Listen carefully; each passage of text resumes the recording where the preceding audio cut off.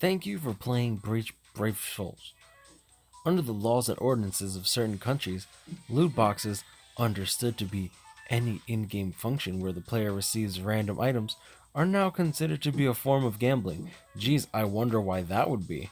In line with this, we plan to implement an update sometime in June to limit purchase options for the affected countries in the following ways. Buttons that transition to Spirit Orbs purchasing screen will be disabled. Packs available for sale in the summons or shop screens will not be displayed.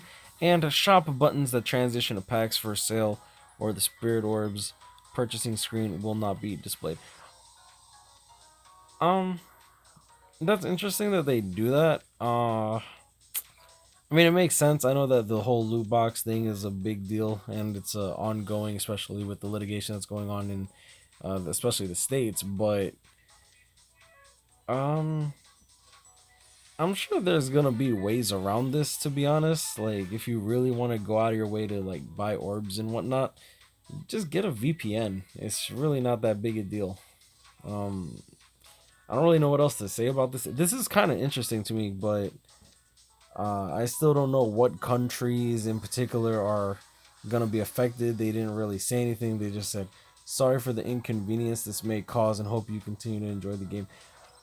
This is really bad because, let's be real here, the whales that actually support the game, they're the ones that are keeping the servers running. They're the ones that are making it possible for KLab to keep coming out with new characters, coming out with new events, coming out with new like just pretty much all the content that comes out is designed and developed by KLab, and people got to get paid. Ain't nobody doing this from the goodness of their hearts, you know what I'm saying? They're not like Soldex.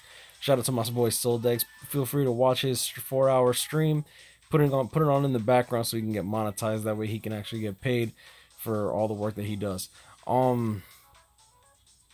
Yeah, I don't know what to say about this. This is kind of, it's kind of sad, isn't it? Like, I wonder if they will allow you to purchase like these character. I wonder if they'll allow you to purchase these character packs and just take out the orbs. Like, just take out the orbs, make these character packs like $10. It's not even a loot box at that point, and it's like a guaranteed character. Like you know what you're paying for.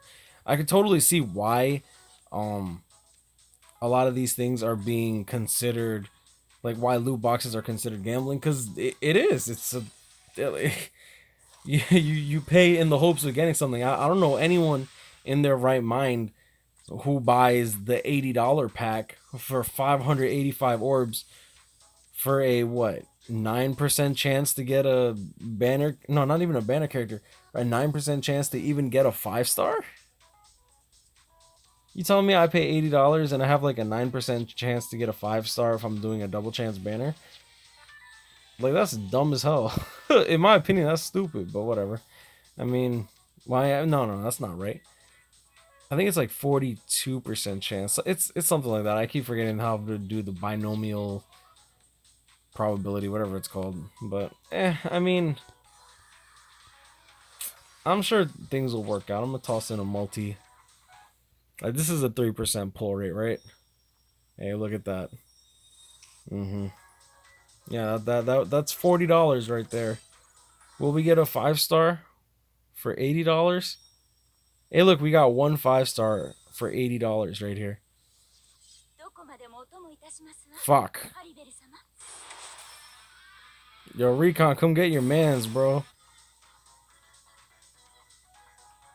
Yeah, we got one 5-star and 2 multis. Like, assuming that I did that on this banner, that's $80. Well, I guess it's like $76 because there's 3 singles that's not accounted for, but still, that's $80 for 2 multis. You get one 5-star. Hope for the best. Hope you get the one that you want. Not even guaranteed to get the one you want. Not even guaranteed to get a 5-star when you do a multi. You get one 4-star guarantee, but let's be real here. How many of you actually play with the 4 stars except for the leak he made just to see the jiggle effects? You don't. Simple.